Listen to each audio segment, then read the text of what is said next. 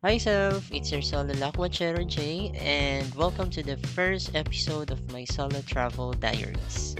And to be honest, hindi ito planado. Pero aminin ko, nag-enjoy ako sa mga DIY at impromptu na travel ko. I set out on a journey with Cebu as my first destination.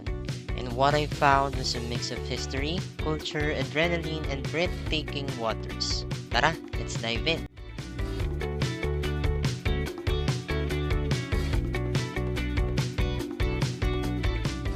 Alright, so May 24th, I woke up at 3 a.m. at nagsimula ng gumayak para sa aking paglalakbay. Mabuti na lang at mayroong P2P bus mula sa Robinson Santa Rosa papuntang NAIA Terminal 2. Well, less hassle na rin yun dahil marami akong dalang bagahe.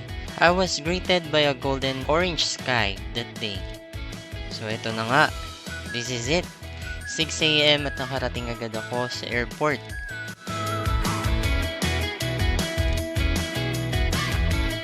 Ayun nga lang, nakaranas kami ng mga ilang aberya dahil dalawang beses na delay yung aming flight itong araw na to.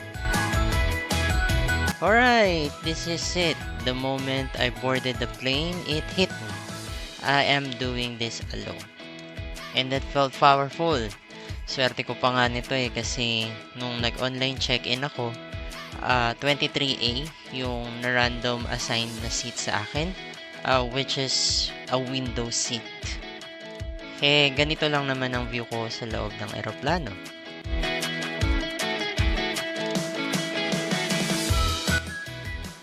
So ito na nga, the plane started moving. Wala nang atrasan to. So dear self, ito na yung solo travel mo. Something I've always been curious about.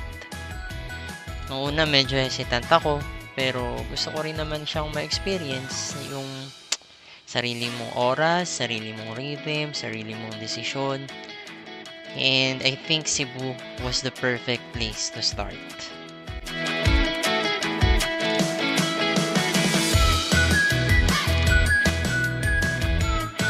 Ay, ang ganda ng mga ulap oh.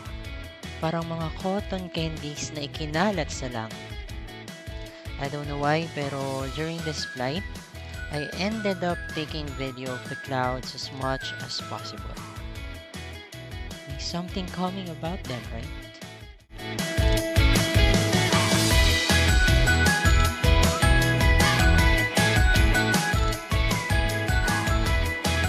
Look! Those formation ay parang mga mountain range sa langit. I would say, it is nature's version of abstract art. Bakit solo? Kasi minsan gusto mo lang talagang maramdaman na ikaw lang ang may hawak ng timeline mo. No waiting around, no compromises, just you and the open road or ocean. Ayun, sa wakas, after 1 hour of flight, eto na kami. Pababa na ng Cebu, Mactan International Airport.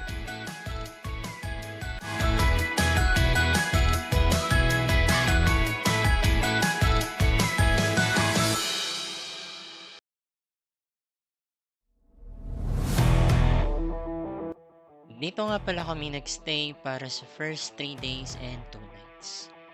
Malawak, malinis, at maaliwalas yung room na nakuha namin.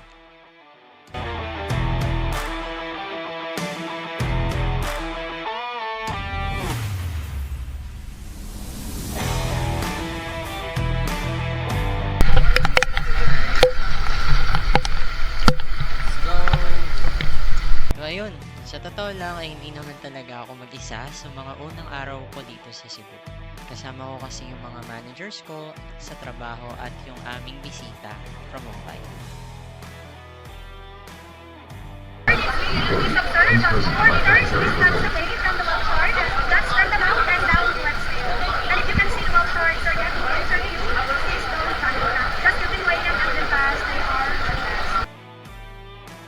Maulan nung dumating kami, Pero dahil adventure nga ang hanap ko, challenge accepted.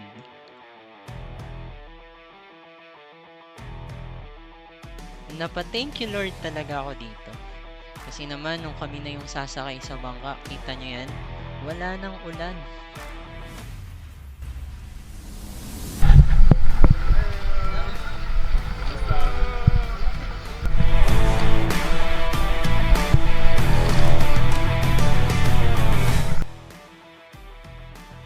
Nga pala, kung pupunta kayo dito, make sure hindi ka magpapahid ng kahit anong sunscreen ha.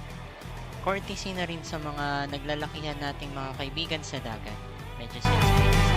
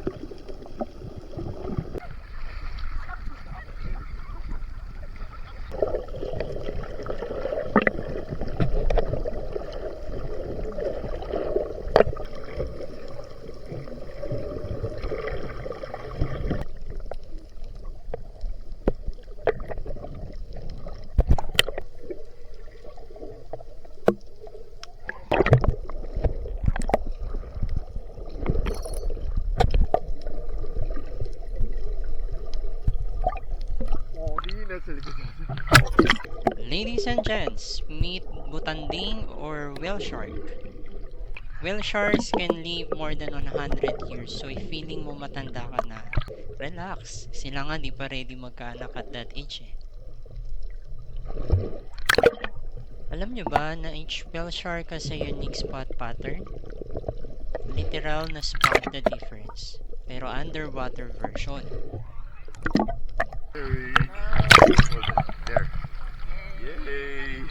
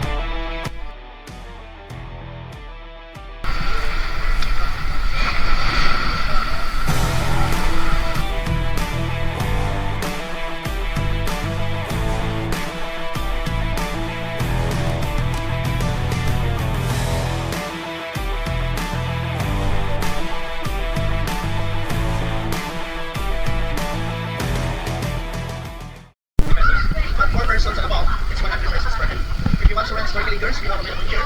And also, if you have a drone, that is not allowed on the island unless you have been municipal permit. Then you will be riding a British boat.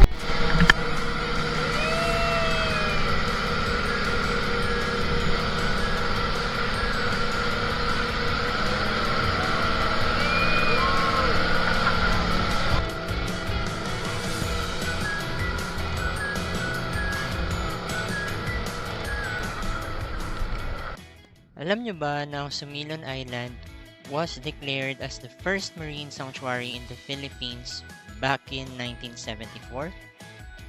Kaya naman ito ang OG sa eco protection bago pa nauso ang Save the Ocean captions. Ang Sumilon Sandbar ay hindi static. Actually, nagbabago ang hugis at lokasyon depende sa tides. So kung akala mo pareho lang siya every visit, well, surprise! Parang feelings lang yan. Laging may twist.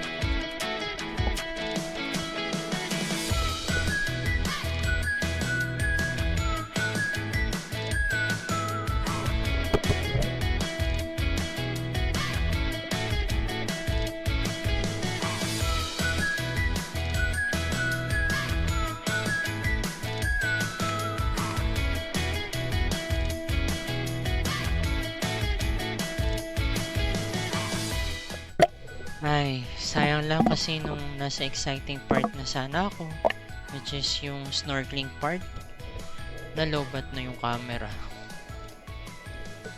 Di ko tuloy nakuhanan lahat ng na-encounter kong kakaibang isda sa paningin ko. But anyways, I really enjoyed a lot. Sumilon Sandbar is really a place to visit in Oslob, Cebu.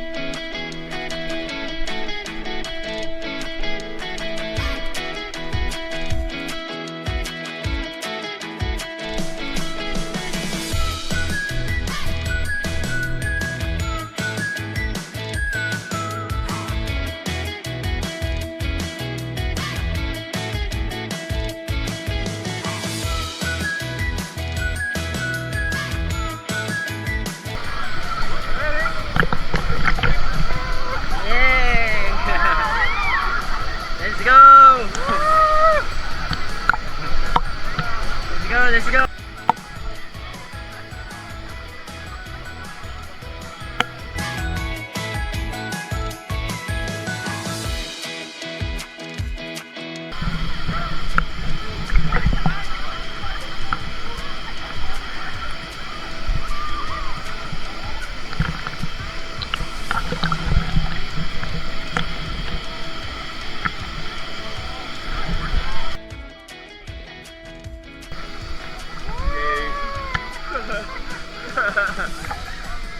Ay, grabe.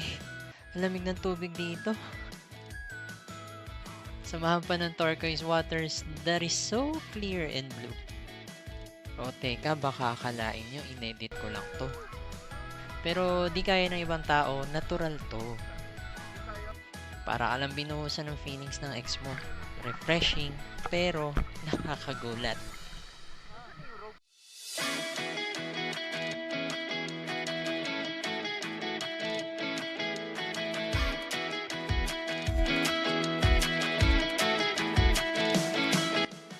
Alam nyo ba na mula sa Kabukalan Spring ang tubig dito? So yes, legit nature's plumbing, walang tagas. Fun fact, minsan ang kinilalang pinakamalinis na talon sa buong Pilipinas. So kahit magdrama ka, at least malinis ang backdrop mo. 'Di ba? Ang totoo nga niyan eh, ang dami kong nainom na tubig. Pero di naman sumakit yung tiyan ko. So ganun siya kalinis.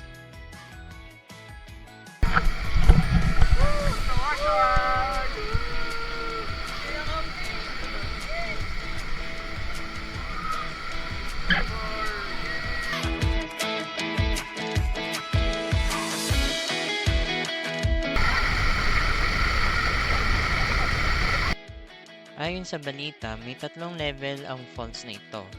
The first tier has plunged so deep, pwedeng mag-reflect habang lumulutang. Canyoneering central din dahil dito ang simula. Ang second and third tier naman ay quieter kasi sabi ng mga local dito, it's a favorite spot ng mga couples. Tayong wala akong kasama. Kasi kahit malamig daw ang tubig, mainit ang feeling.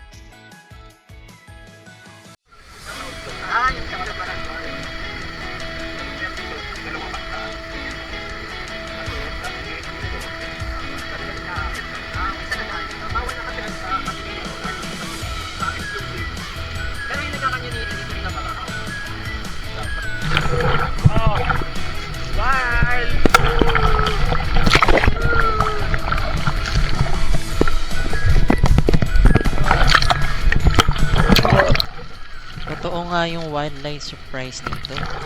May chance ka makakita ng mga lumilipad na ibon randomly.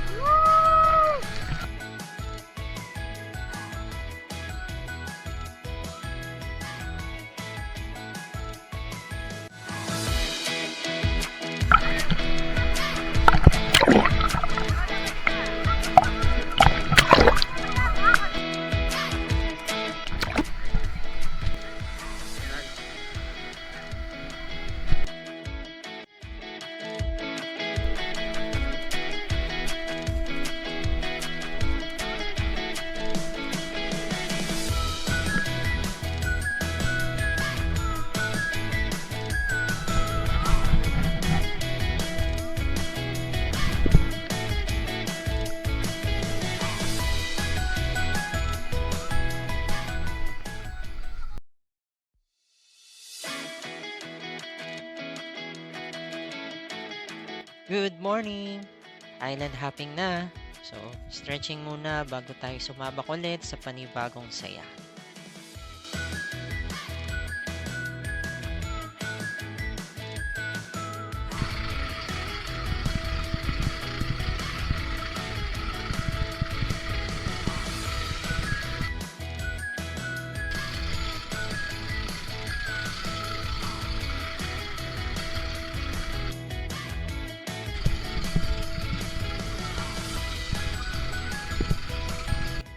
Well, yun lang. Nakalimutan ko kung saan kami pumunta dito. Pero somewhere in Lapu-Lapu, Cebu.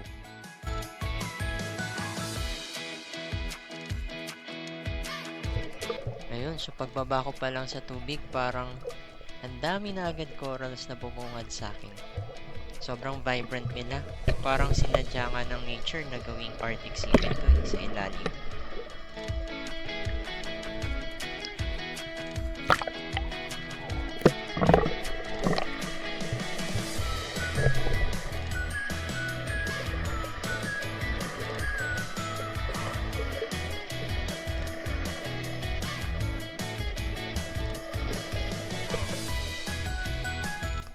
Grabe, ang ganda.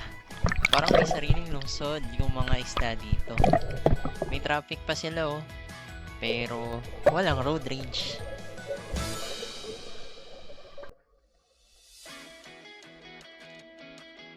Alam mo ba na ang mga corals ay hindi plants? They are tiny animal called polyps. And they build these massive reef structures over hundreds of years. Nature's slow but epic architect. Galing, di ba?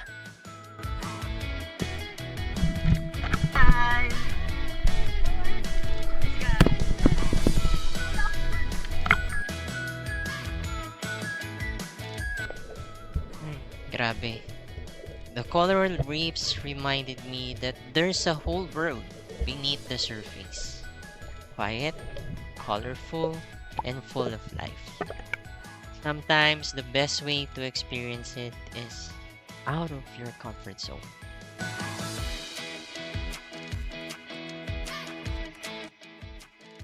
Ay, sa gitna ng dagat habang tumatakbo yung bangka, tumatakbo rin yung isip ko.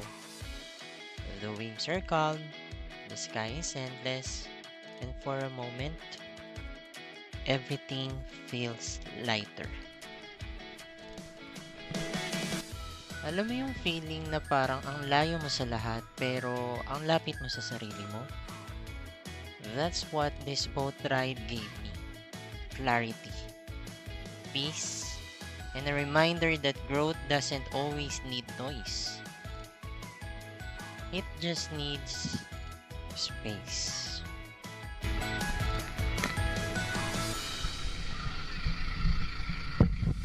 Well, habang nasa bangka ako, I just stared at the horizon. Sarap ng hangin, ganda ng tanawin. Minsan, yung katahimikan sa gitna ng dagat, yun pala yung pinakamasaya. It's like the ocean is telling you to slow down.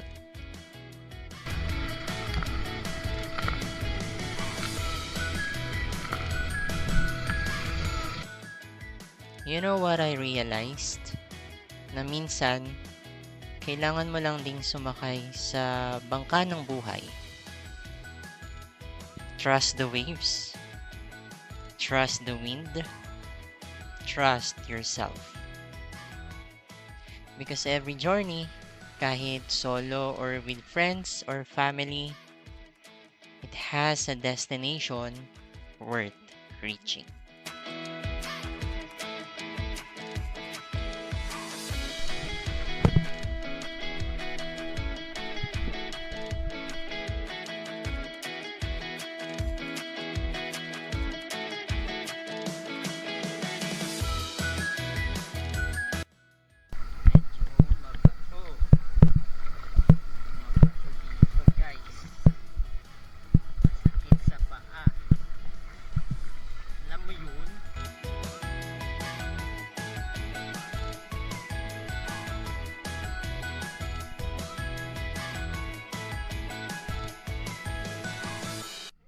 Congratulations!